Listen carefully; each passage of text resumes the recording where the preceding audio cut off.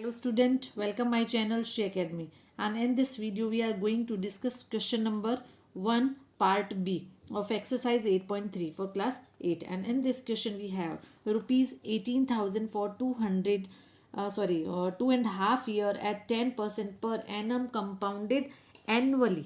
लेकिन मैंने आपको ये भी बोला था जो एनुअली जो लिखा है, मैंने आपको इससे फर्स्ट जो वीडियो था उसमें मैंने क्या बोला था, जो एनुअली है, annually this is a very important terms that you have to take care.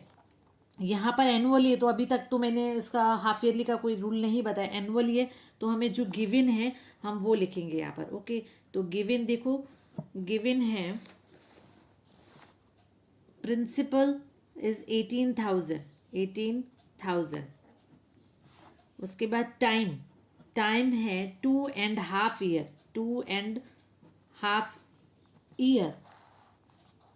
तो देखो time is not given in a whole number.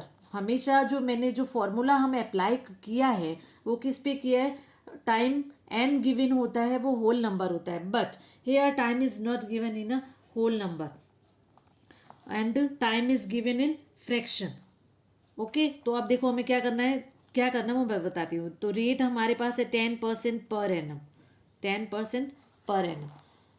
Formula हमें मालूम है, हम फॉर्मूला कैसे करेंगे, तो फॉर्मूला अमाउंट का होता है P into 1+R/100 whole power n। What is n? Which is a time. तो यहाँ टाइम वो भी किस में, होल नंबर में। तो होल नंबर में अगर टाइम है तो ये तो 2 तो टाइम यहाँ आ गया, लेकिन अगर फ्रैक्शन में टाइम गिवन है और कंडीशन हमारे पास एनुअली है तो हम यहाँ पर कौन सा अप्लाई कर देंगे, 1+R/100 तो करेंगे, साथ में ये जो 1/2 है वो इसके साथ गिवन हो जाएगा। क्लियर, बस इसी चीज को पॉइंट आउट करना है। देखो नहीं तो आप उसको वैसे भी कर सकते हो कि 1 ईयर के लिए तो हम कंपाउंड इंटरेस्ट ले लेंगे, ठीक है, और सेकेंड ईयर जो होगा मतलब जो हाफ ईयर है उसके लिए हम सिंपल इंटरेस्ट से सॉल्व करेंगे। बट दैट टाइम जो कैलकुलेशन होगी वो बहुत ही, उसका जो प्रोसेस होगा वो थोड़ा सा बड़ा हो जाएगा। तो इसके लिए मैंने ये फॉर्मूला आपको बताया कि आप क्या करोगे, अगर फ्रैक्शन में गिवन है तो एक बार तो पूरा होल नंबर आ जाएगा और एक बार जो फ्रैक्शन में जो टाइम गिवन है वो रेट के साथ आ जाएगा। अब यहाँ पर हम अप्लाई कर देते हैं। तो P इज 18,000, 1 प्लस रेट कितनी है, रेट है 10% upon 100 time 2 year, again 1+1/2 into rate कितनी है 10/100। क्लियर, नाउ 18,000 एलसीएम लेंगे। देखो मैंने यहाँ पर आपको एलसीएम का प्रोसेस सिखा रखा है ना।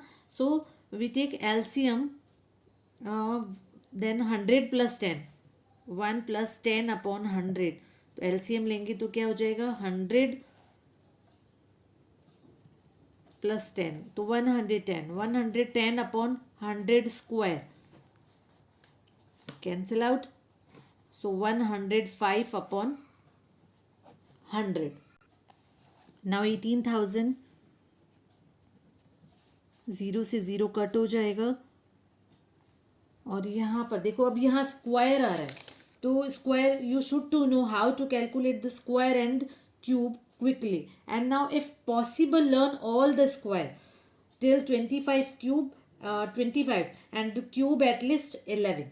क्लियर, तो अब देखो यहाँ पर ये है, इसमें भी 2 चॉइस है, ये है कि which will be even more difficult to cut. अगर ये कट से डिफिकल्ट हो जाता है तो मैं इसे क्या कर सकती हूँ, नॉर्मली से सॉल्व कर सकती हूँ। तो ये हो गया 11/10 मल्टीप्लाई बाय 11/10, 105/100। देखो जीरो मैंने यहाँ पर कट नहीं किए, अगर जीरो में कट कर देती हूँ तो ये मोर डिफिकल्ट हो जाता है कैलकुलेशन में, तो मैंने जीरो कट नहीं किए। क्यों? क्योंकि मुझे यहाँ पर जीरो दिखाई दे रहे हैं, तो मैं यहाँ पर इनको कट कर दूंगी ऐसे, तो जो हमारी कैलकुलेशन है वो क्या हो जाती है, कैलकुलेशन ईजी हो जाती है।